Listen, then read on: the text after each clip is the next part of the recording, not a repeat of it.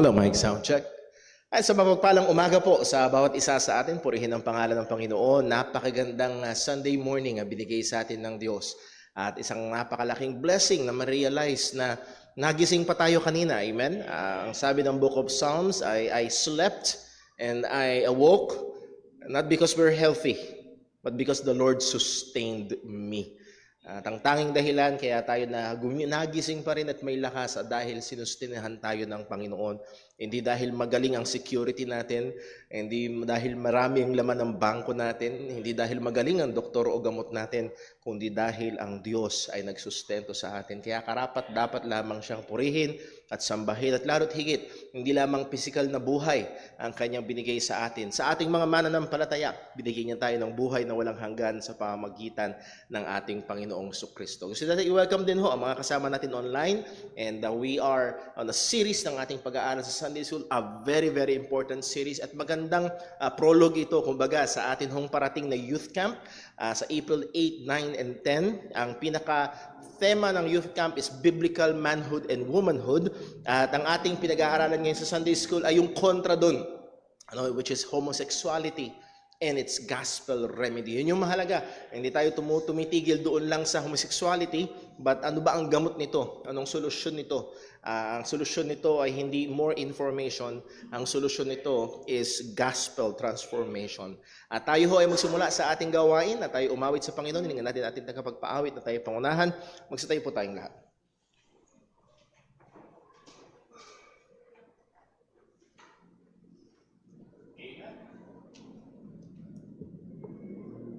Magandang umaga po sa ating lahat. Tayo po ay umawit sa Panginoon. Awitin po natin, Books of the Bible.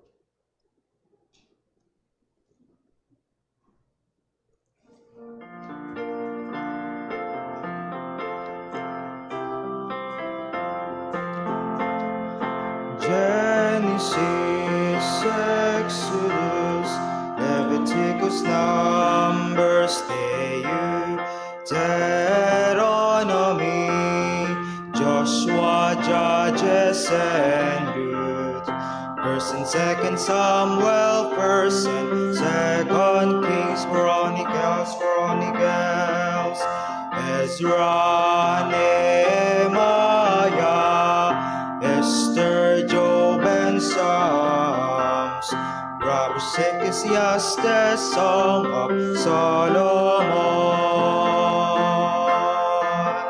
Isaiah, Jeremiah, Lamentations, Ezekiel, Daniel, Hosea, Joel, Amos, Obadiah, Jonah, Micah, Nahum, Habakkuk, Zephaniah, Haggai, Zechariah, and Malachi.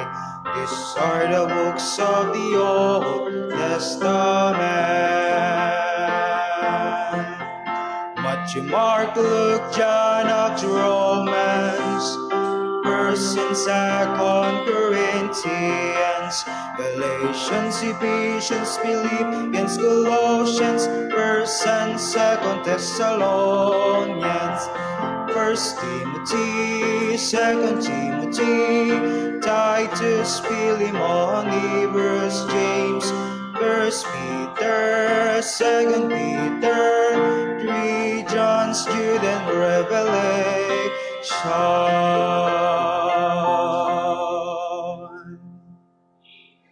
Marin po sigulat.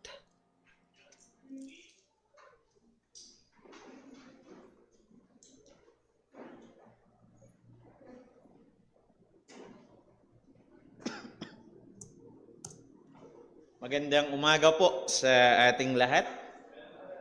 Tayo po ay magpapatuloy sa ating series na ating tinatalakay dito sa ating Sunday School, which is about understanding homosexuality and its gospel remedy. Patuloy nating tinatalakay. It's been 2 months na, no? Mahigit 2 buwan na nating tinatalakay itong topic na ito. At marami na rin tayong mga topics na mga napag-aralan patungkol dito. Well, nakita natin, mas ipapakita pa natin sa mga susunod nating pag-aaral kung bakit nga ba mahalaga na pinag-aaralan natin itong topic na ito. Ano ba yung mga issues na meron sa panahon natin, At patuloy tayong tutungtong dito sa mga katotohanan ito na merong original na disenyo ang Diyos. There is God's original design. Merong disenyo ang Diyos sa tao. Dahil siya yung lumikha, siya yung ating manlilikha. Dahil siya yung nag-create sa atin, so ibig sabihin siya rin ang maglalagay kung ano yung magiging disenyo natin, kung ano yung magiging purpose and even our functions bilang mga nilikha ng ating Diyos. So patuloy tayong tutungtong dito sa mga katotohanan na ito. Dito tayo palaging babalik pagdating dito sa issue na ito ng sexuality. Now, marami na tayong may mga una nating tinalakay, of course, is that homosexuality is defined as an action. Ibig sabihin, merong ginagawa, merong nangyayari dito sa bagay na ito. Hindi lamang ito ideya, hindi lamang ito philosophy, kundi there's something happening within this scope ng issue na ito ng homosexuality. And of course, nakikita natin yan, ang act na nakikita natin dyan is the same-sex sexual relationship. Yan po talaga ang pinaka-punot dulo niyan. And of course, yung pangalawa is that, ang sabi ng salita ng Diyos, homosexuality is labeled as sin. Ang homosexualidad ay kasalanan. Ito'y kasalanan. Ang sabi ng salita ng Diyos sa Leviticus chapter 18 verse number 22, you shall not lie with the male as with the woman, it is an abomination. Ito'y karumal-dumal sa Diyos. Itong kabaklaan, itong homosexualidad, ito'y karumal-dumal sa harapan ng Diyos. Ito'y kasalanan. Ito'y kasalanan. At ang pangatlong bagay na tinalakay natin dyan, underneath nitong issue na ito, na ang homosexualidad ay kasalanan, nakita natin na mayroong mga downplaying, na kumbaga ay sinasabi nila, hindi naman yan hindi naman yan malaking bagay, hindi naman yan big deal. Hindi naman wala namang maapektuhan talaga diyan sa kasalanan na yan, which later on, kung loloobin ng Panginoon na umabot tayo sa oras, i-deal natin yung bagay na yan.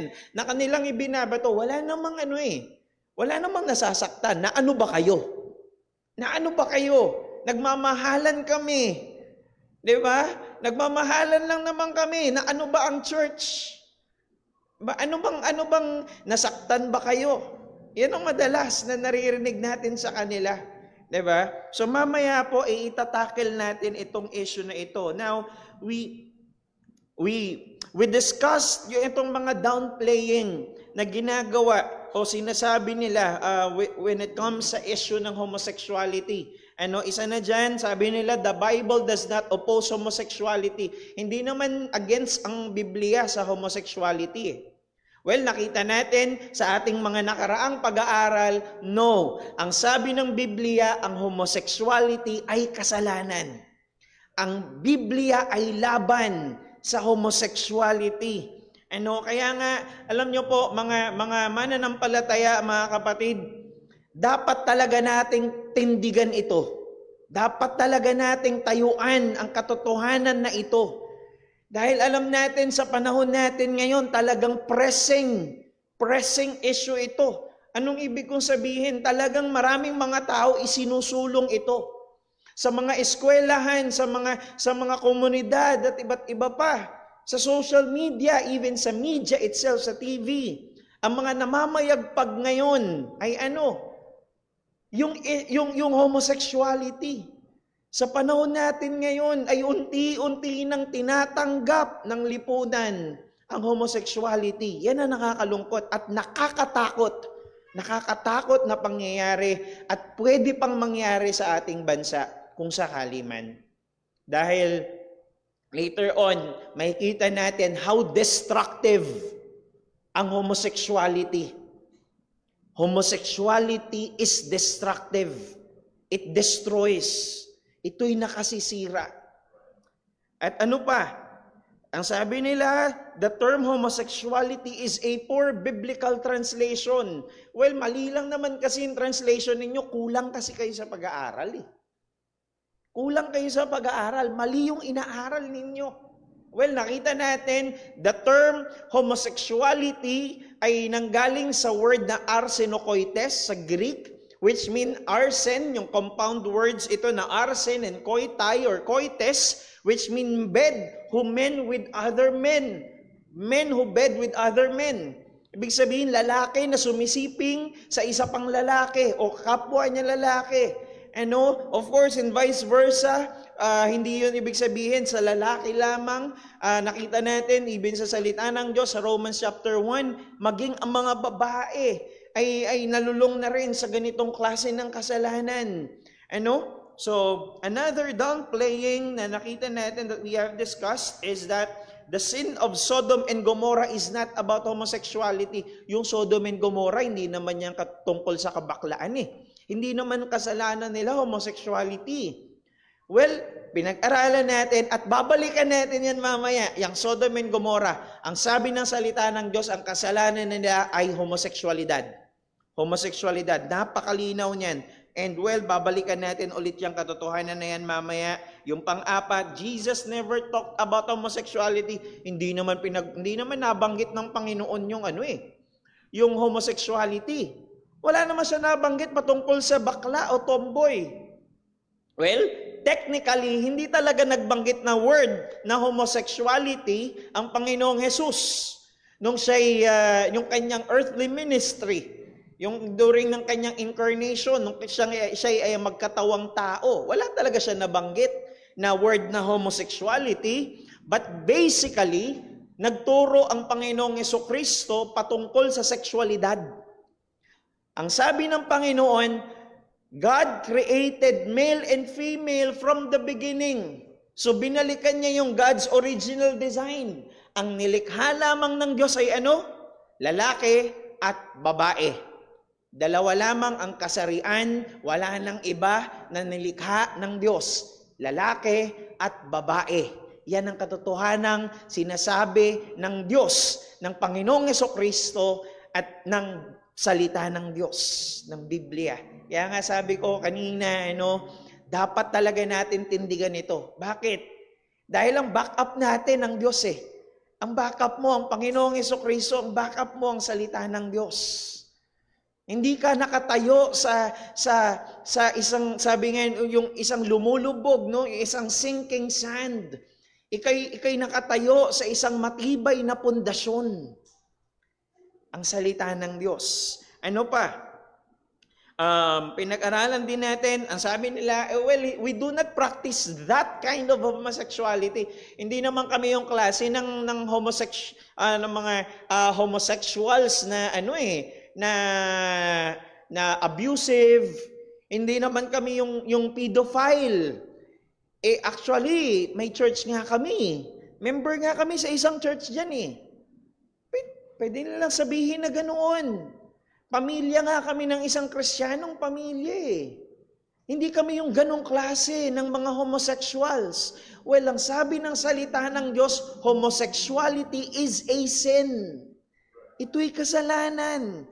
Kahit pa pagtakpan mo yan ng mga mabubuti mong gawa, kahit pa pagtakpan mo yan ng relihiyon, kahit pa pagtakpan mo yan ng pagsisimba mo linggo-linggo, kahit pa pagtakpan mo yan na sabihin mo, nananalangin naman ako eh.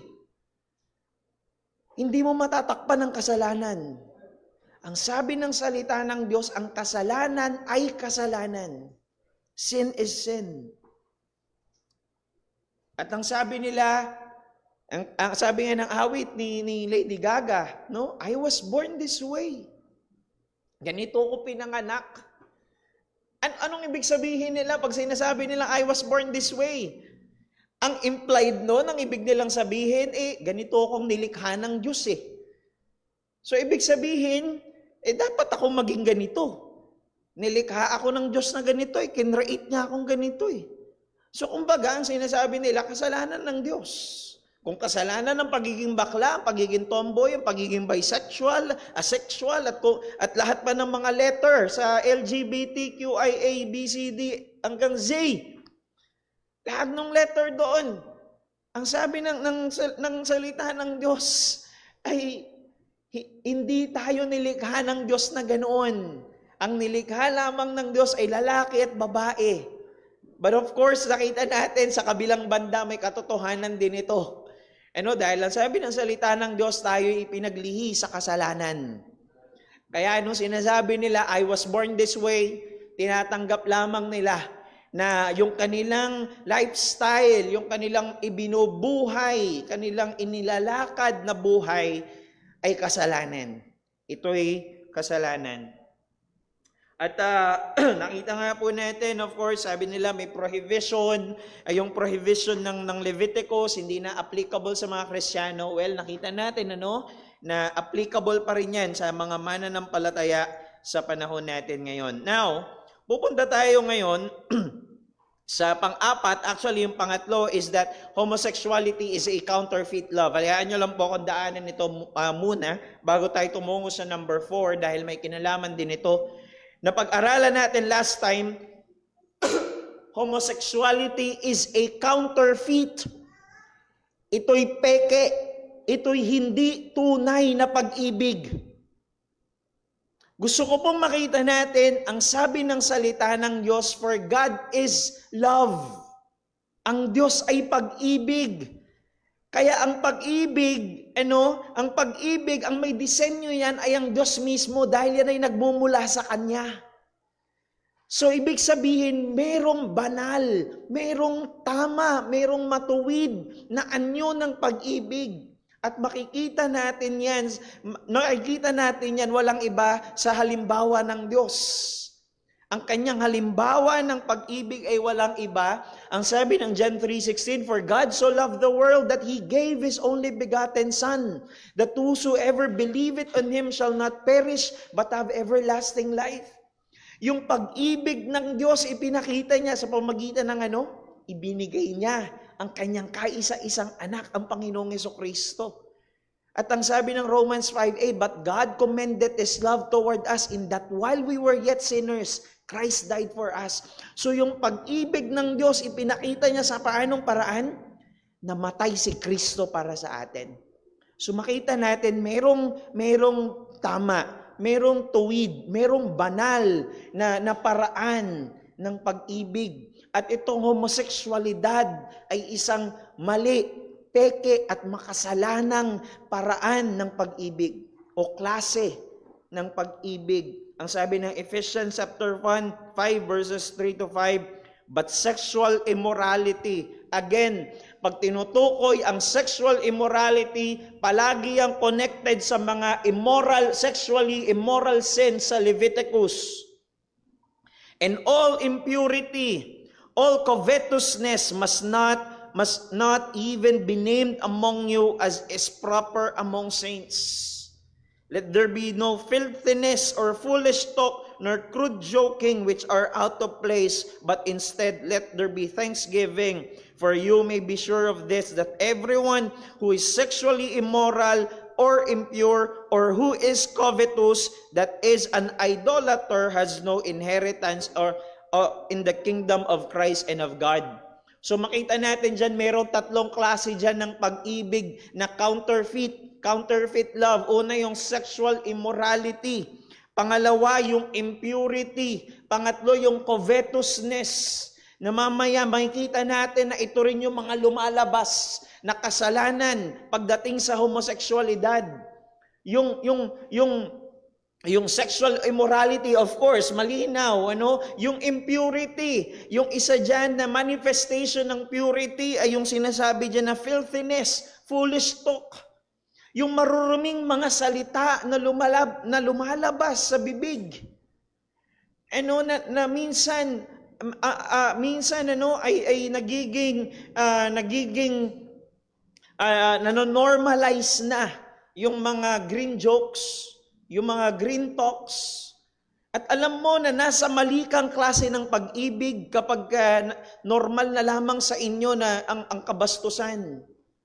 Ang mga bagay na marurumi na pinag-uusapan, lumalabas sa bibig. Alam mong nasa mali kang klase ng pag-ibig. At yung covetousness, bakit ito klase rin ng pag-ibig? Dahil ang covetousness, ang ipinapakita niyan ay self-love. Yung pag-ibig sa sarili. Kung bakit ka nagiging covetous, dahil ang pinakita nga dyan, that is an idolater. Yan ay idolatry. Bakit? Ang sinasamba ng isang covetous person ay ang kanyang sarili. Kinikilala niya ang kanyang sarili na parang Diyos-Diyosan. Kaya nga ang manifestation niyan is self-gratification. Ano ibig sabihin ng self-gratification? Yung mapagbigyan yung layaw ng laman, yung pleasure. Mapagbigyan mo yung nasa. Mapagbigyan mo yung pleasure ng flesh. Now, pupunta tayo ngayon doon sa topic natin, which is about homosexuality destroys and it demands judgment. Ang homosexuality ay sumisira. Ito'y sumisira ng buhay, ito'y sumisira ng pamilya, at ito'y sumisira ng lipunan. Kung tingin natin kung hanggang ngayon, ang idinidepensa, ang pinaglalaban nila, wala namang kaming wala namang kaming nasasaktan. No! Meron. Ang sabi ng salita ng Diyos, homosexuality is a lust. Hindi ito pag-ibig. Ito'y nasa ng laman. Hindi ito tunay na pag-ibig. It is a lust that destroys the physical body. It will destroy the physical body. It will ruin relationships. Sumisira ito ng relationships. Not only yung relationship yung sexual relationship, even yung familial relationship. And it brings perpetual suffering to the soul. Hindi ka bibigyan ng kagalakan ng kasalanan na ito. Maaring ang akala nila na pagbibigyan nila ang laman, na pagbibigyan nila yung kagustuhan nila. Pero ang totoo ay sinisira mo ang iyong sarili, sinisira mo ang iyong katawan, pinahihirapan mo ang iyong sarili. Hindi ka makakatagpo ng kagalakan sa kasalanan na ito, and its ultimate end is death. Ang dulo nito ay kamatayan. Kamatayan. Maraming mga pag-aaral patungkol dito kung paano nakakaapekto itong bagay na ito, itong kasalanan na ito to the homosexuals themselves. Ang sabi ng study na ginawa noong March 2003, men who have sex with men, MSM, are at increased risk of becoming infected with hepatitis A virus or HAV, yung HEPA A. Outbreaks of HEPA A continue among MSM in large urban areas, and surveillance data suggests that at least 10% of acute HAV infections are among MSM or men who have sex with men. So makikita natin na merong hindi of course yung spiritual aspect na ito'y kasalanan, ito'y meron ding maaring idulot sa physical na katawan, particularly sa health, sa kalusugan ng isang tao. Ito'y maaring magdulot ng sakit. Well, HEPA A lang naman yan, Brother Daryl . Ano pa? Yung Hepa A ay curable, hindi ito nakamamatay. Pero ito, Hepa B, at ito yung deadly, ito yung maaaring makamatay. Hepa B is a serious disease caused by a virus that attacks the liver, yung atay. The virus, which is called Hepa B virus, can cause lifelong infection.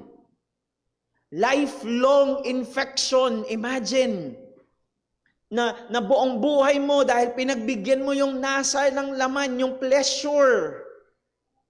Buong buhay mo na maaari kung magkaroon ka ng sakit na ito, ay buong buhay mong daranasin itong sakit na ito. Cirrhosis of the liver, nagsusugat yung atay, liver cancer, liver failure, and of course, death.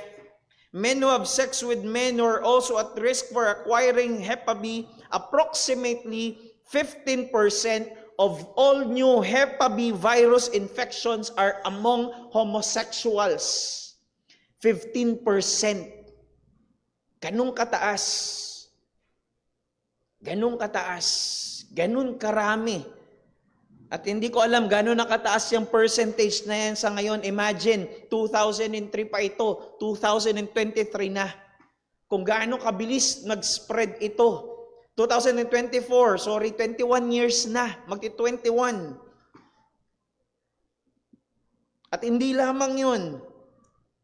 In a large CDC study conducted in a sexually transmitted, by the way, itong mga pag-aaral na ito, itong studies na ito ay hindi small scale study. Ito ay large scale study. Huwag niyong isipin na parang pumili lang ng isang community, tas sila lang yung pinag-aralan. This is actually a large scale study. Ibig sabihin, maraming mga komunidad kumbaga ay na-involve dito sa thesis or sa research na ito. In a large CDC study conducted in sexually transmitted disease, STD, clinics in 5 major U.S. cities, 5 major U.S. cities ito researchers found the rate of new HIV infections among men who have sex with men to be 9 times higher than women and heterosexual men. Yung merong sexual activity na sa same sex, lalaki-lalaki, babae-babae, 9 times. 9 times higher yung rate nila na nagkakaroon sila ng sakit na HIV. Kumpara sa mga heterosexual men. At alam nyo po, nakakita ako ng sakit na ito. Talagang, hindi ko alam kung nakakita na kayo ng taong nagkaroon ng HIV. Kaawa-awa. Kaawa-awa. I remember, meron akong isang pinsan na talagang nangayayat dahil ang papatayin kasi ng HIV ay yung iyong immune system. Kaya halos lahat ng sakit, sige pa. Papatayin nitong iyong immune system. Nagkaroon ako ng isang pinsan na talagang grabe yung kanyang itsura. At TB, sakit sa kidney, and all. Kumapit na sa kanya hanggang sa kanya nang ikamatay. Talagang ang layo na sa kanyang dating itsura. Of course, yun nga lang, nakakalungkot. Talaga hindi nila matanggap na ganoon. Dahil mga laking probinsya, mga kapwa ko, mga Bisaya kasi, siyempre sabi-sabi, nabarang lang yun, nakulam. Pero ang totoo, ito'y sakit na dulot ng kasalanan. It was HIV na pumatay sa kanya at kaawa-awa yung kanyang kalagayan. Imagine, 9 times yung rate. Ibig sabihin, mas maaari na nakapitan ng ganitong klaseng karamdaman. In a study of 82 homosexual or bisexual men aged 18 to 27, And 668 heterosexual men found that rates of suicidal behaviors were nearly 14 times higher among the gay or bisexual subjects. 14 times higher. Bakit? Kasi naghahanap sila ng kagalakan dun sa pleasure eh. Dun lang nila hinahanap yung kagalakan na yun. Dun sa idea na matanggap sila ng lipunan. Dun lamang nila yung hinahanap na hindi nila nakikita na ang tunay na kagalakan ay matatagpuan kay Kristo lamang. A study compared 394 gay, lesbian, and bisexual, GLB high school students with 336 heterosexual controls. Their findings showed that GLB subjects had odds of suicide attempt that were 7 times higher than heterosexual controls and odds of suicidal intent that were 3 times higher. Yung 7.1 times higher, yung control, big sabihin, ito yung attempt, yung maaring nag-attempt sila, yung intent naman ay ninanais nila, na mag-suicide o magpakamatay. So makikita natin na meron itong physical danger na maaaring idulot sa katawan mismo ng isang homosexual. Why again? Ang sabi nung lesson natin, homosexuality is a lust that destroys the physical body, ruins relationships, and brings perpetual suffering to the soul, and its ultimate end is death.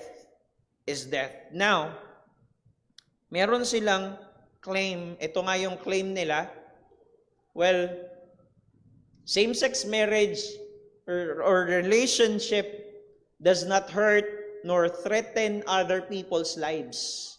Hindi naman kayo, wala naman itong negative na epekto sa inyo eh. Hindi naman kayo, ano ba kayo? Nasaktan ba kayo? Nung merong nagpakasal. Actually, itong issue na ito ay makikita natin sa pagsulong ng same-sex marriage. Same-sex marriage. Ang kanilang depensa, ang kanilang claim, well, kung ililegalize ang same-sex marriage, ano naman? Nasaktan ba tayo? Nasaktan ba ang simbahan? Naapektuhan ba ang mga pamilya? Wala. Yun ang kanilang claim. Well, kung titignan po natin, of course, ang slavery ay kasalanan. Ang incest, yung pagkakaroon ng relasyon sa close relative, incest, kasalanan. So pwede rin ba nating sabihin na kung ililegalize ang slavery, ililegalize ang incest, na paano ba kayo? O kung meron doon na gusto niya magkaroon ng slave, na ano ka ba? Kung merong tatay na gusto niya magkaroon ng sexual relationship sa kanyang anak, sariling anak, that's incest. Na ano ka ba? Nakuha ninyo yung logic na ibinabato nila? Na kung gusto mo na itong kasalanan na ito, tanggapin natin dahil okay lang. Wala namang maaapektuhan eh. So ibig sabihin ba talaga nun ay okay lang? Na kung ang gagawin pala natin, itong ibang kasalanan, inonormalize na rin natin, illegalize na rin natin. Gawin na lang natin na okay lang ang slavery. Okay lang ang incest. Illegalize pa natin. Gawin pa natin legal sa batas. Na pwede nang magkaroon ng sexual relationship ang pamilya, close relative, kahit ang mag-ama, magkapatid, magnanay. Kahit pagawin mo lang mo yung legal, kasalanan pa rin yan. And it will have an effect. Maaaring hindi immediate ang epekto, pero magkakaroon ito ng epekto eventually sa society, even sa family itself. Alam nyo po, merong mga tagpo sa Amerika sa Canada, na dahil na-legalize ang same-sex marriage, ay maraming mga simbahan, mga ministers, mga pastor na ipinakulong o nakulong dahil hindi nila pinapayagan na magkasal ng same-sex couple. Dahil siyempre may lalapit sa kanilang same-sex couple dahil sila'y mga pastor, dahil sila'y mga minister na conservative, ayaw nila. At dahil legal na ang same-sex marriage, para sa kanila ay merong natapakang karapatan. So ang nangyari ay may mga nakukulong na mga ministers, na mga pastor sa ibang bansa, sa Canada. Dahil lamang ayaw nilang mag-adhere sa same-sex marriage. So, wala nga ba talagang epekto ito? Makikita natin kung ano yung tunay na nangyayari sa mga bansa na ginagawa ng legal, ginagawa ng normal, ginagawa ng katanggap-tanggap ang kasalanan na ito. At tandaan po natin, society is built upon marriages of men and women who have children. Ang lipunan ay binubuo ng pamilya. Pamilya na binubuo ng nanay, tatay, at na magkakaroon ng anak. So doon pa lamang paanong makakabuild ng society ang isang same-sex relationship? Paano? Paano makaka-build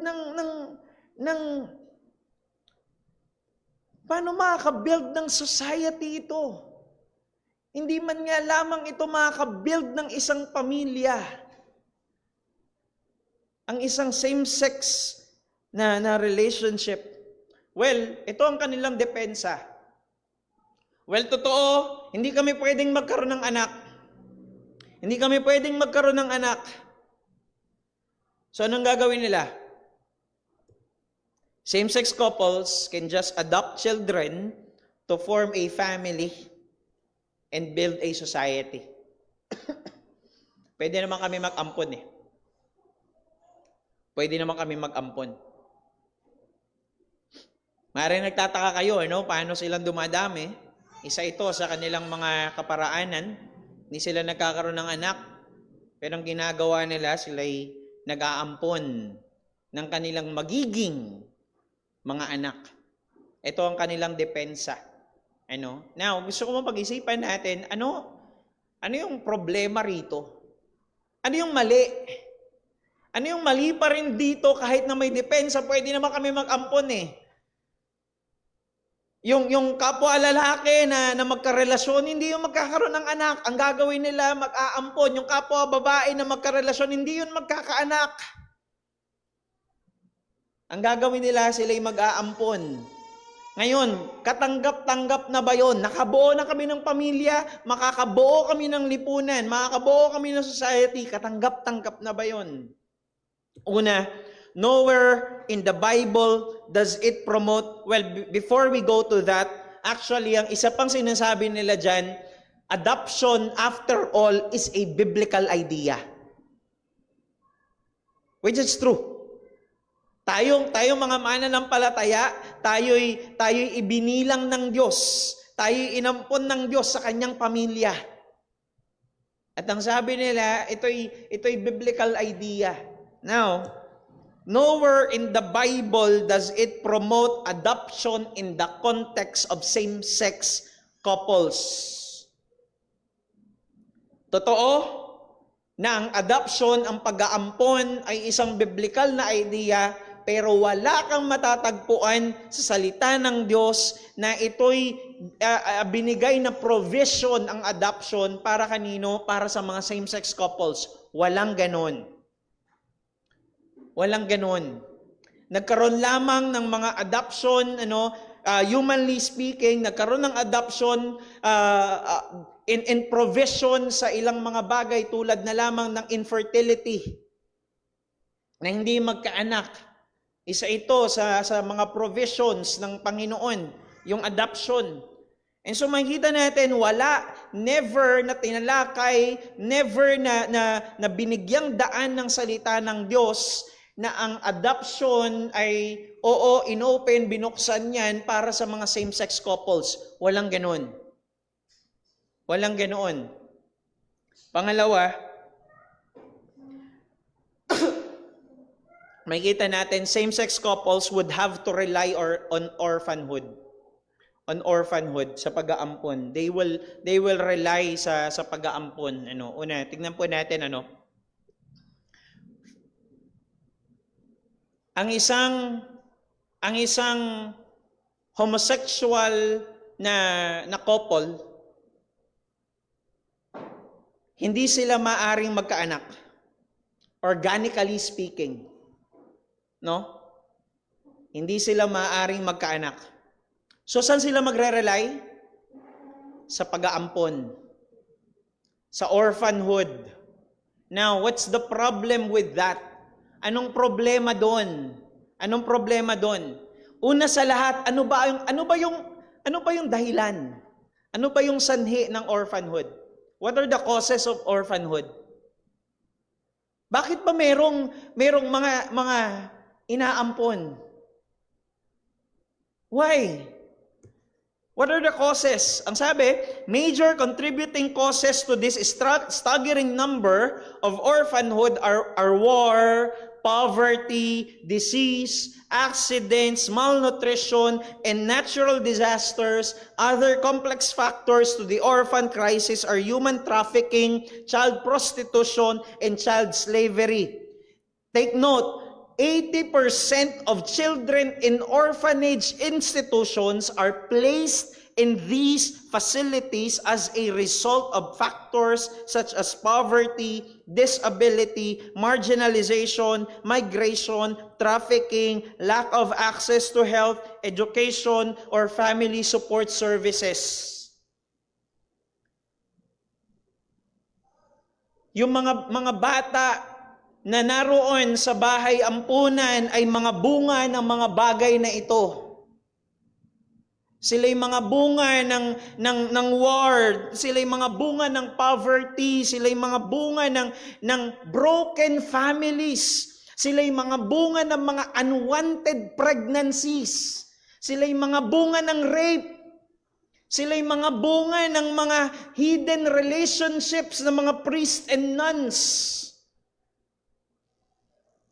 So ibig sabihin, you would have to rely on these things para lang magkaroon ng aampunin at masabi ninyong makakabuo kami ng society at makabuo kami ng family. Imagine, you would have rely na sana magkaroon ng isang unwanted pregnancy, na sana magkaroon ng isang broken family, wala nang kukup-kup doon sa isang bata, na sana mayroong isang bata na mamatayan ng kanyang ina, ng kanyang ama, na wala nang kukup-kup sa kanya, maging yung kanyang close relative, ayaw na sa kanya. You would have to wait for that, na doon ka magre-rely para lang makabuo ng society and family. Samantalang merong disenyo ang Diyos para magkaroon ng pamilya. Ano yun? Male and female, He created them. At yung kanilang pagsasama, yun ay makakabuo ng pamilya. Hindi mo kailangan mag-rely doon sa orphanhood. Hindi ko sinasabi na mali ang mag-ampon. Ang sinasabi ko, kung doon mo inire-rely para makabuo ka ng society, ng pamilya, ang ibig kong sabihin, kailangan mo maghintay na may mangyaring masama. para lamang masabi na makabuo ka ng isang lipunan, ng isang pamilya. So imagine, nasa ganoon sila nagre-rely, And not only that, same-sex couples will build a society that normalizes and will eventually lead to the destruction of that society. Given, magkaroon sila ng ampon, magkaroon sila ng ituturing nilang anak. Anong ideology ang kanilang ituturo sa mga susunod nilang henerasyon, sa kanilang anak? Na ang kasalanan na ito ng homosexuality ay okay lang. Manonormalize ito eventually. Again, hindi natin nakikita kasi yung epekto nito agad-agad. Maaring hindi ito agad-agad. Na parang may epekto agad sa pamilya, may epekto agad sa lipunan, may epekto agad sa komunidad, may epekto agad sa mga simbahan, may epekto agad sa mga tao sa paligid, o maging sa buong bansa. Maaring hindi agad, pero meron. And we will look at a very clear example sa salita ng Diyos. Nasabi ko nga, babalikan natin, which is the example of Sodom and Gomorrah. Of course, napag-aralan na natin ito, pero gusto ko matignan natin yung ilang mga detalye dito, sa account na ito ng Sodom and Gomorrah sa Genesis chapter 19. Genesis 19. Ang sabi ng, ayan nyo pong basahin natin sa Tagalog, para mas masundan natin, mas maintindihan natin yung narrative, yung kwento. Excuse me. Ang sabi ng verse number 1, magdidilim na nang dumating ang dalawang anghel sa Sodom. Meron dalawang anghel. Dumating sila sa Sodom. And again, nakita natin yung context, Last time, yung background nito, Ang sabi ng Panginoon, lilipulin niya ang Sodom and Gomorrah. Naipag-bargain si Abraham, Lord, kung merong ganitong numero, ganitong bilang, may ililigtas, dahil righteous ka, paparusahan mo ba sila? Ang sabi ng Panginoon, kahit makatagpo ka ng 50 hanggang 10 na lang, kung makatagpo ka ng kahit 10 na matuwid, hindi ko parurusahan. Pero pagdating ng chapter 19, merong dumating na dalawang anghel. Para silang gagamitin ng Panginoon para ibagsak ang kanyang hatol sa Sodom and Gomorrah. Magdidilim na nang dumating ang dalawang anghel sa Sodom. Nakaupo noon si Lot sa pintuan ng lungsod. Nandoon na si Lot sa lugar ng Sodom. Pagkakita ni Lot sa kanila, tumayo siya at sinalubong sila. Pagkatapos, yumukod siya sa harapan nila bilang paggalang at nagsabing, kung maaari po, dumaan muna kayo sa bahay ko para makapaghugas kayo ng mga paa ninyo at dito na po kayo matulog ngayong gabi. Of course, ito'y pagpapakita ng hospitality ni Job. Tingnan po natin. At bukas na lang kayo ng umaga magpatuloy sa paglalakbay ninyo. Bukas nyo na ituloy. Gabi na paggabi na. Tuloy mo na kayo sa bahay namin at bukas nyo na ituloy yung paglalakbay ninyo. Pero sumagot sila. Yung dalawang anghel sumagot. Anong sabi nila? Wag na lang. Doon na lang kami matutulog sa plaza ngayong gabi. Yun ang sagot ng dalawang anghel. Again, tignan po natin Ang sabi ni Lot, doon na lang kayo sa bahay. Ang sabi ng mga anghel, hindi na, okay lang. Doon na lang kami sa plaza matutulog. Doon lang kami sa park, doon sa court, Hindi ko alam kung may kanilang plaza ng mga panahon na yun, Doon kami sa plaza, doon na lang kami banda doon sa may bayan. Ang sabi ng verse number 3, pero pinilit sila ni Lot.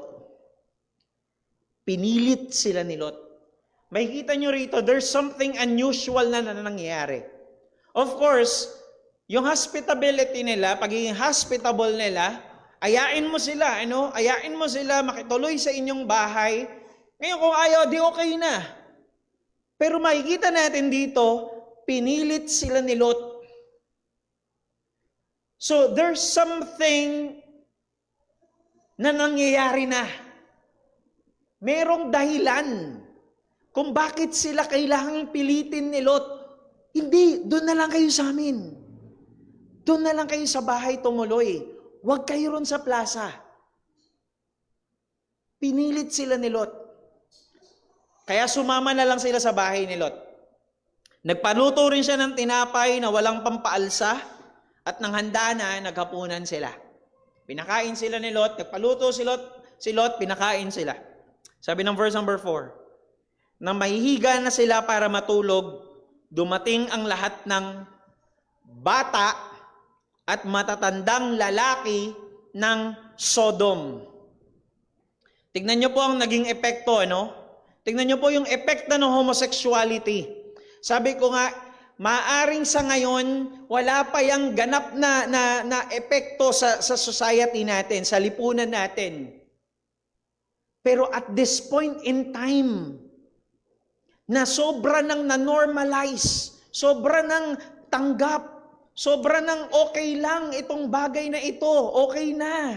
Sa society, okay na sa lipunan ang homosexuality. Ito na yung nangyayari. Again, maaaring hindi agad-agad yung epekto, pero gusto ko makita natin dito sa account ng Sodom and Gomorrah, ito na. Ito na yung kalalabasan kapag ang nangyari talagang pinakawalan na, pinabayaan na ng lipunan ng kasalanan na ito. And this what happened. Maging yung mga bata na lalaki at kasama yung mga matatandang mga lalaki na maaring sila rin yung mga nag-impluwensya sa kanila, kasama na yung mga bata, ay gusto nang gawin itong kasalanan na ito. Ano yun? At pinaligiran nila ang bahay ni Lot. Pinaligiran nila ang bahay ni Lot. Tinawag nila si Lot at tinanong, Nasaan na yung mga bisita mo? Nasaan na yung mga panauhin mong lalaki? Again, sino yung nagpunta? Mga bata at matatandang lalaki. Sino yung hanap nila? Yung mga bisita ni Lot na lalaki. So malinaw. Anong gusto nilang gawin? Nasaan na yung mga bisita mong lalaki na dumating ngayong gabi? Palabasin mo sila rito dahil gusto namin silang sipingan. Gusto naming makipagtalik sa kanila. Imagine the kind of desire na even yung batang lalaki. Ganun nakatindi yung society. Ganun nakatindi yung lipunan. Gusto ko makita natin, ito yung kahihinatnan maging ng bansa natin. Kapag tuluyan natin tinanggap itong bagay na ito, kapag ngayon hindi natin tinindigan bilang mga mananampalataya na kasalanan yan. Ito yung mangyayari sa lipunan. Maging itong mga batang lalaki, kasama ang matatandang mga lalaki, sumugod sa bahay ni Lot. Gusto namin silang sipingan. Gusto namin makipagtalik sa kanila. Alam niyo po ang problema, ganun nakababaw ang kanilang pagtingin sa sex.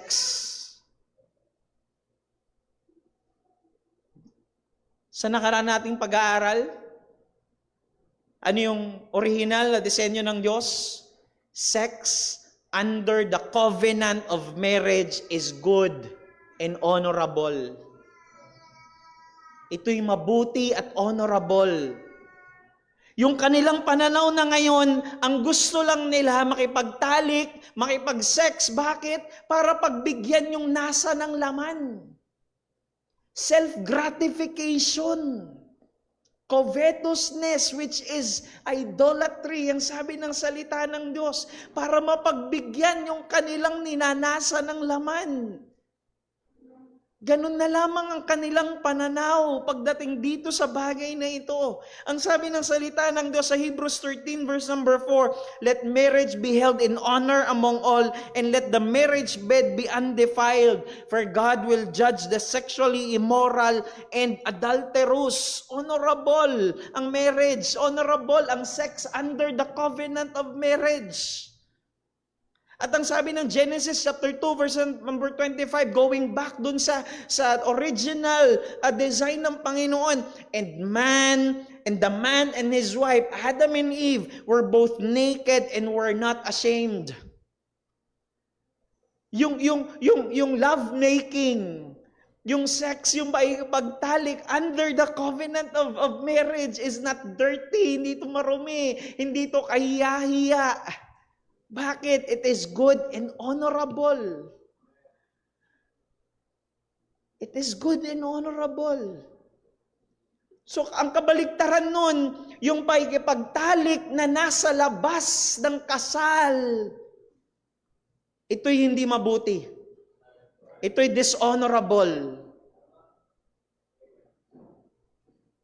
So, makita natin, ang sinisira nila yung original na disenyo ng Diyos. Na ang gusto lang nila, ang pananaw lamang nila sa sex ay para mapagbigyan ang nasa ng laman. Hindi lamang ganun yun. Hindi lamang sa ganoon yun nilikha ng Diyos. Ang sabi ng article na sinulat ng Desiring God, Good Love Making is about God. Yun ang title ng article, kung pwede niyong basahin din yung kabuuan, pero kumuha ko ng ilang mga excerpts. Ang sabi diyan, God ordains love making or sex for couples when we are richer or poorer, in sickness and in health, when life is better or worse, until death do us part. Why?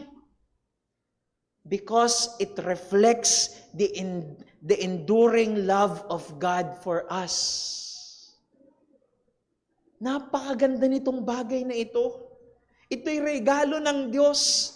Bakit nagpapakita ito ng pag-ibig ng Diyos para sa atin? Hindi lamang ito para mapagbigyan ng laman. Ito'y pagpapakita, ito'y refleksyon. Ito'y sumasalamin ng pag-ibig ng Diyos para sa atin. At ang sabi pa, we discover a depth of pleasure when we laugh, and cry, and pray, and trust, and weep, and mourn, and hope together. Yan ang beauty. Yan ang beauty ng love na nasa ilalim ng covenant ng marriage. Love making is more than just erotic pleasure. Higit ito doon sa klase ng pagbibigay doon sa nasa ng laman. Erotic pleasure, hindi lang yun. It is a soul knitting, parang ano yung knitting sa Tagalog, ano? Kumbaga parang tinatahi, meron pang mas tamang Tagalog eh. Inahabi na kayo'y pinag-iisa.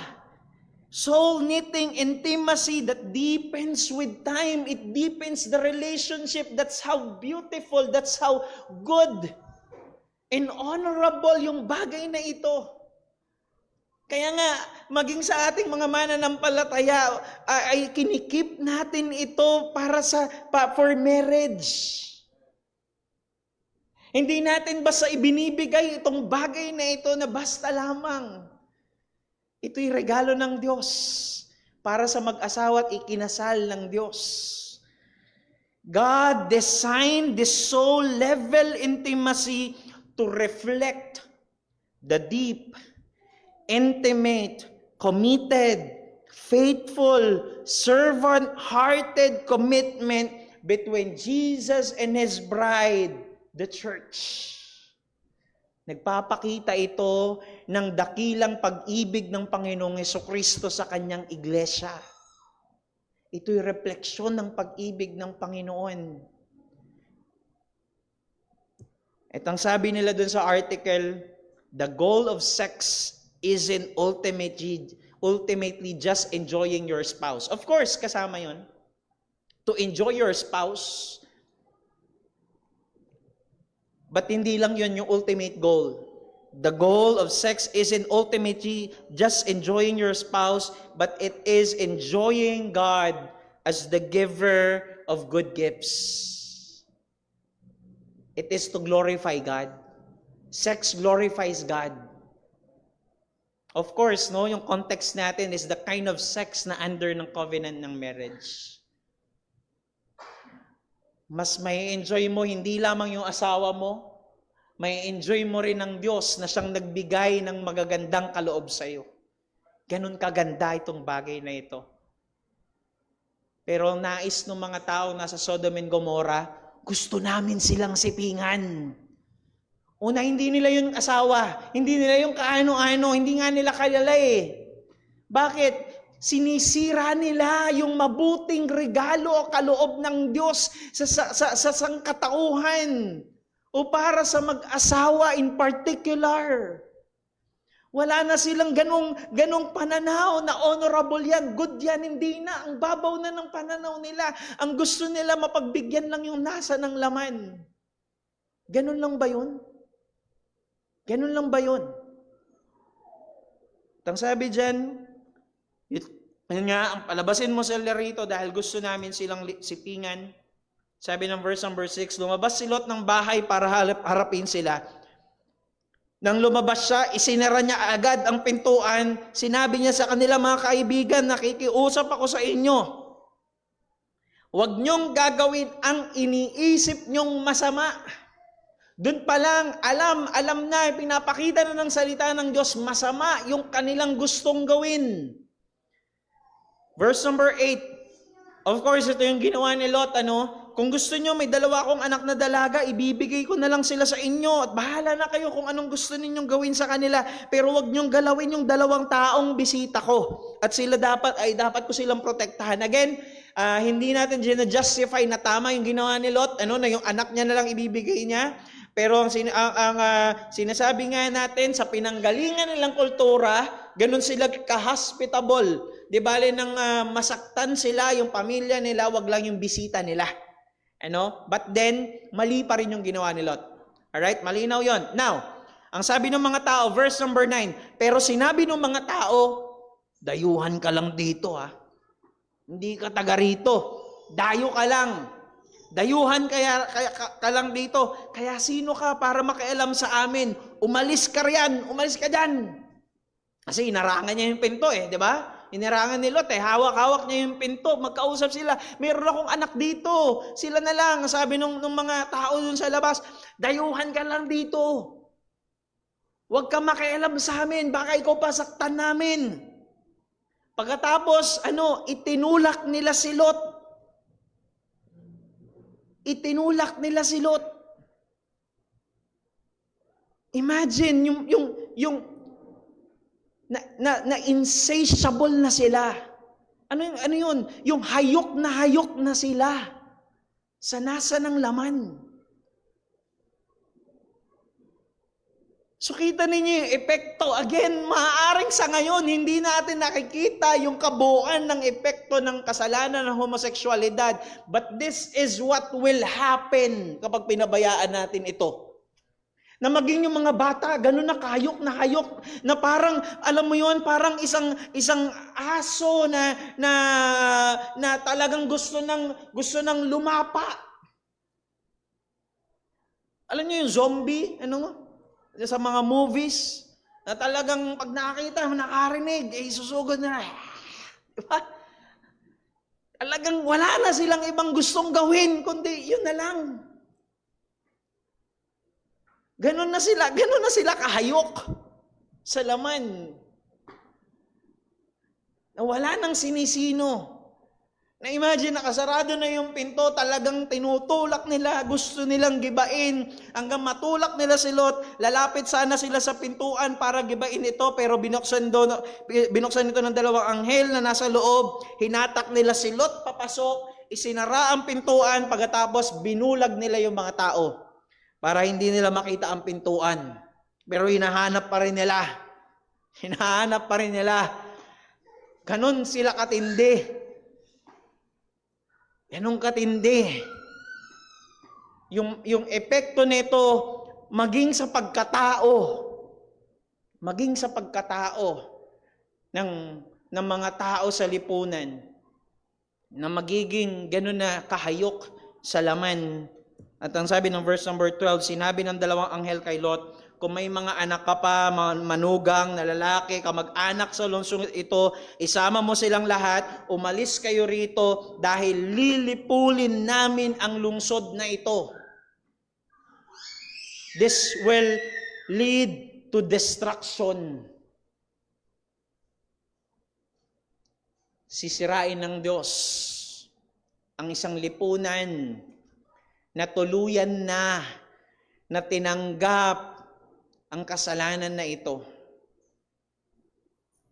Darating ang panahon, nakikita natin sa ilang mga Western countries, Amerika, Canada at iba pa, na legal na, normal na ang kasalanan na ito. There will come a time na sila'y lilipulin din ng Diyos. Narinig ng Panginoon, take note of this. Take note of this. Narinig ng Panginoon ang mga daing laban sa mga taong ito.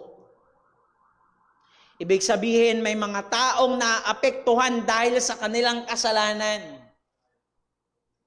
Kasi sinasabi mo, wala kasing maapektuhan eh. Kasi nga, maaaring sa ngayon, hindi pa. Pero ito, narinig ng Diyos ang daing laban sa mga taong ito. Ibig sabihin, may epekto.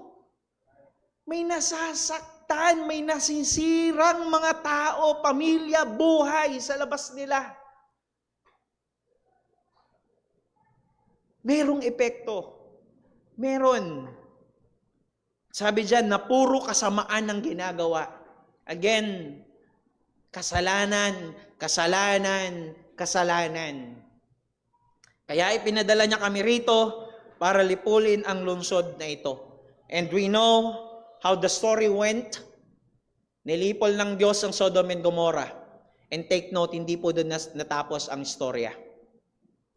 Hindi doon natapos.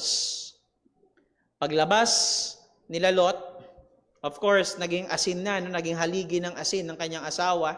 Paglabas nila, ang natira na lamang ay si Lot at ang kanyang dalawang anak na babae. Dalawang anak na babae. Pare-parehas silang nanirahan doon sa Sodom. Walang particular na time frame kung gaano katagal, pero gusto ko pong makita natin ito, nagkaroon ng epekto ito. Nagkaroon ng epekto sa pamilya ni Lot. This is what happened. Paglabas nila, natira na lamang si Lot, maging yung kanyang dalawang anak na babae. Alam niyo yung ginawa nila? Sabi nila, naku, tayo na lang ang tao rito. Tayo na lang ang tao. Kailangan nating magparami.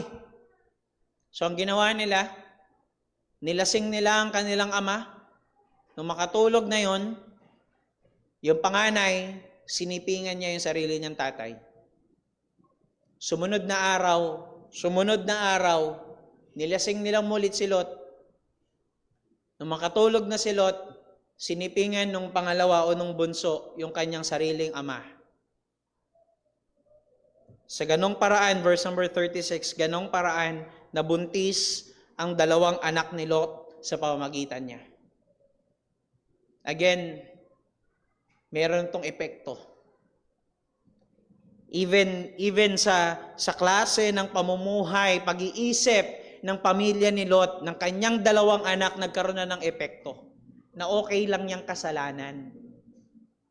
Okay lang yan. Dahil una sa lahat, kung alam nila na hindi kasalanan yung ginawa nila, bakit pa nila nilasing si Lot? Dapat tinalong na lang nila, hiningin nila ng consent. Pa, wala nang tao, tayo na lang. Kailangan nating magparami. Well, after all, hindi lang sila ang tao. Alam nilang nasa ibang ibayo, sila Abraham. 'Di ba? Naghiwalay sila ng lugar. Pero sabi nila, tayo, pwede nilang sabihin 'di ba? Tayo na lang ang tao, kailangan nating magparami. Hindi pwedeng maubos ang sangkatauhan. Pero alam nilang kasalanan. At alam nilang maaaring hindi pumayag si Lot, kaya nilasing nila at inintay nilang matulog bago nila gawin yung kasalanan. So alam nila, in the first place, na kasalanan yung gagawin nila. Alam nila. Dumating ang panahon, nanganak ang panganay ng isang lalaki at pinangalanan siyang Moab. Siya ang pinagmula ng lahi ng mga Moabita, ng mga Moabites. Yung word na Moab, the term, ang ibig sabihin niyan is from my father, mula sa aking ama. Yun ang meaning ng word na name na Moab. Nanganak din ang nakababatang kapatid ng isang lalaki at pinangalanan niyang Ben-Ami. Siya ang pinagmula ng lahi ng mga Amonita. And if you know the story, ang mga Moabites, ang mga Ammonites are ungodly people, pagan people, mga pagano, mga sumasamba sa Diyos-Diyosan, mga tao na hindi, actually yung Moab, hindi nila inayaan ang Israel noon na makapasok sa promised land. Pinigilan nila. At makikita natin, if you know the story ng Israel, ay isa ito sa mga nakalaban nila, Moabites and Ammonites. Imagine the effect. Hindi pa natapos doon sa Sodom and Gomorrah. Hindi pa natapos doon. Nagpatuloy lumabas yung kasalanan doon sa pamilya ni Lot hanggang bumuo na naman ng isang society, ng isang lipunan, nakakalat, dadanak ang kasalanan. Ganon ang epekto. Merong epekto. Again, maaring sa ngayon parang wala, pero meron. Every act of sin we commit not only violates God's law, but also a self-destructive action that works against our own good, both in the present and in the future. Ang bawat kasalanan, hindi lamang ang sin ng homosexuality, every sin that we commit not only violates God's law, hindi lamang ito sumusuway sa kautusan ng Diyos, but it also destroys yourself. Sinisira nito ang iyong sarili at sa nakita natin, sumisira ito ng pamilya, sumisira ito ng lipunan, sumisira ito ng komunidad. That works against our own good, both in the present and in the future. For the sake of time, meron pang ilan sana mga punto, pero hindi na po natin tatalakayin para makapagbigay ng at least short time para sa ilang mga katanungan. Meron po bang mga katanungan?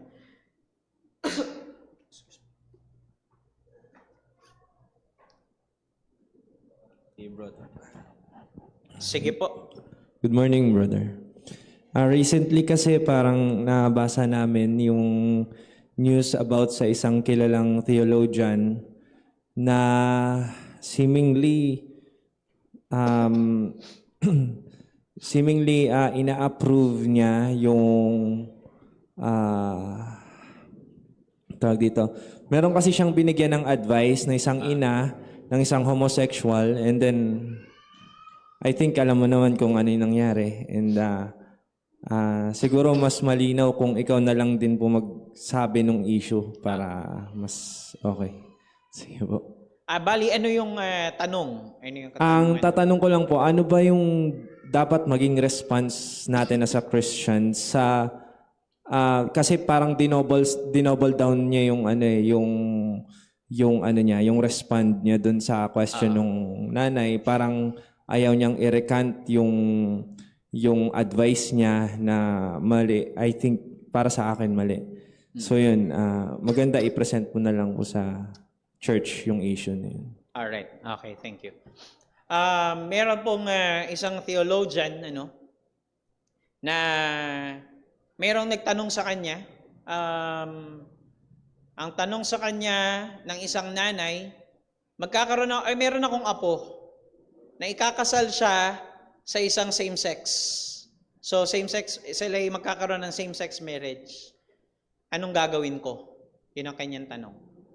Ang sabi ng theologian na ito, well, ang may papayo ko sa iyo, dahil ayaw natin na lumalim yung kanilang tingin sa atin na judgmental kayong mga Kristiyano . So ang gawin mo, pumunta ka ron sa kasal at bilan mo sila ng regalo.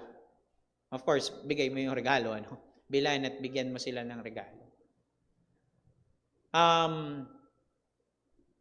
Yun po ay nagpapakita na tinatanggap mo yung same-sex marriage. Makikita nga po natin sa ating pag-aaral, kapag tayong mga mananampalataya sa atin, hindi tayo nanindigan, hindi natin tinindigan, hindi natin tinayuan ito, hinayaan lang natin at ipinakita natin dahil ayaw natin silang ma-offend eh. Ayaw natin isipin nila judgmental kayong mga Kristiyano. Pero sa kabilang banda, anong naipakita natin? Naipakita natin sa kanila na okay lang yung kanilang ginagawa.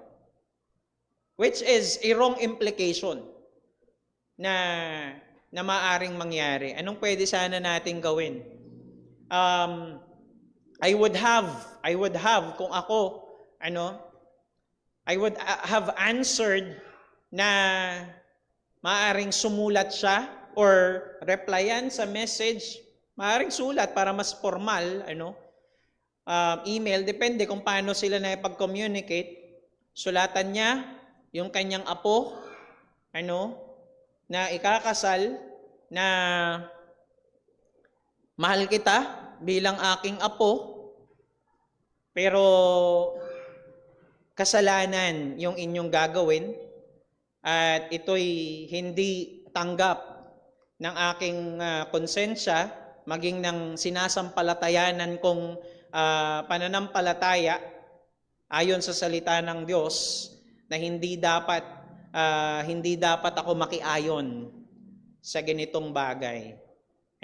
Maaari niyang gawin na ganoon sana, na hindi na lamang pinayuhan na magbigay ng regalo na nagpapakita nga ng na parang tanggap mo sila. Dahil yun kasi, ang marireceive nilang message ay tanggap mo sila. Of course, mahal natin sila. Gusto natin silang magsisi, gusto natin silang maligtas, gusto natin silang makakilala sa Panginoon. But there's a better way. Ang better way ay hindi ipakita sa kanila na tanggap natin sila. Ang better way ay maipakita sa kanila na kailangan nilang pagsisihan yun, kasalanan yun. That's the better way, I think. I hope ay nasagot ko po yung katanungan na yun. Anyone pa po who have a question? Brother Paul?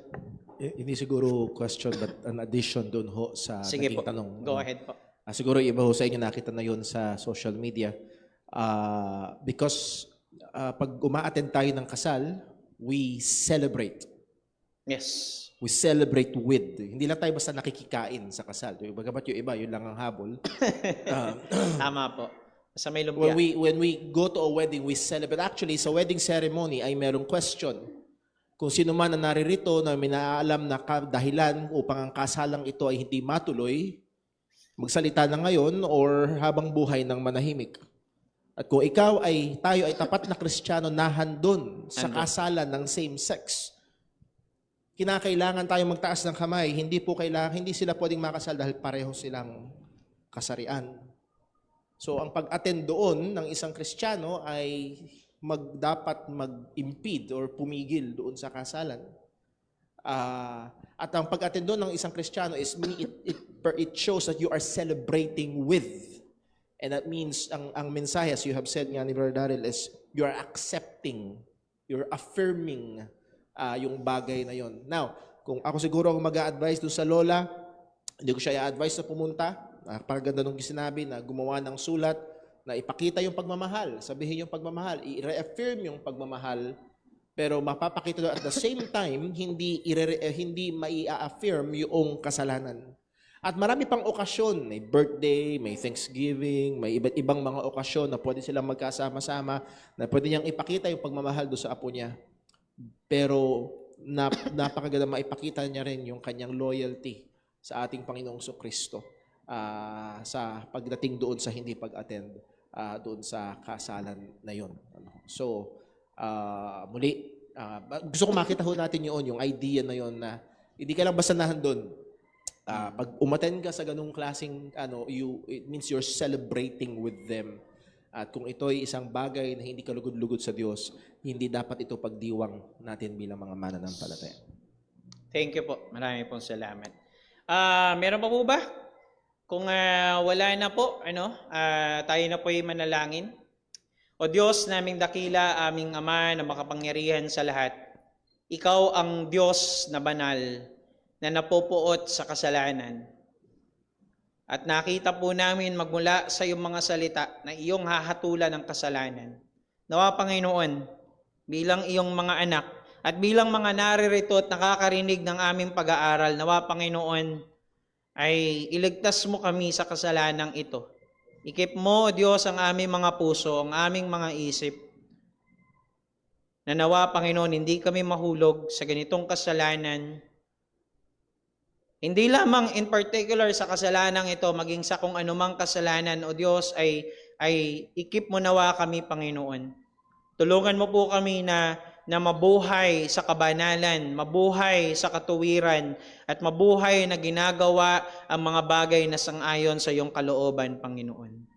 O Diyos, dinadalangin po namin sa iyo ang aming mga kapatiran na maaring may mga mahal sa buhay na nasa ganitong kalagayan ng homoseksualidad. Nakikita mo, Panginoon, ang struggles nila. Nakikita mo, Panginoon, kung paano nila kinaharap ang bagay na ito na maaaring nakakasama nila sa kanilang komunidad, sa kanilang mismong pamilya. O Diyos, dalangin ko sila sa inyo, Panginoon, na hawakan mo sila, Panginoon. Hawakan mo maging ang kanilang pananampalataya. At nawa sa gitna ng mga bagay na ito ay manindigan sila sa iyong mga salita. At tulungan mo sila, Panginoon, ng merong karunungan at pag-ibig mo, Diyos. Pagpalain mo nawa ang mga napag-aralan po namin at pagpalain mo rin maging ang aming pananambahan mamaya. Ikaw ang maitaas maluwalhati sa lahat ng ito. Ito po ang aming samot dalangin sa pangalan ni Jesus. Amen at amen. Meron po tayong short break. Magbalik po tayo rito sa loob ng 10:10.